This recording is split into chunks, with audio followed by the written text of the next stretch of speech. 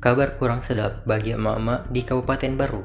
Minyak goreng subsidi kemasan merek minyak kita kini mulai langka di pasaran. Kelangkaan ini pun memicu lonjakan harga yang cukup signifikan. Bahkan jauh melampaui harga eceran tertinggi yang ditetapkan pemerintah.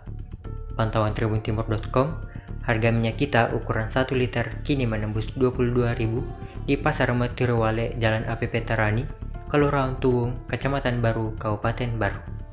Sementara untuk minyak kita ukuran kemasan 2 liter, pedagang menjualnya dengan harga mencapai 45.000. Meroketnya harga minyak goreng sejuta umat ini dipicu oleh minimnya pasokan yang diterima oleh para pedagang di pasar tradisional tersebut.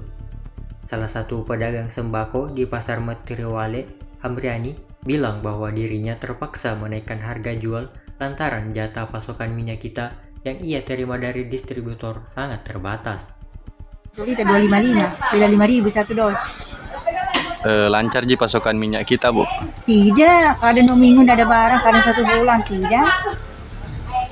Kendati harganya menjolak, Hamriani mengaku tetap memilih menjualnya demi memenuhi permintaan pelangganan, ketimbang stok kosong sama sekali.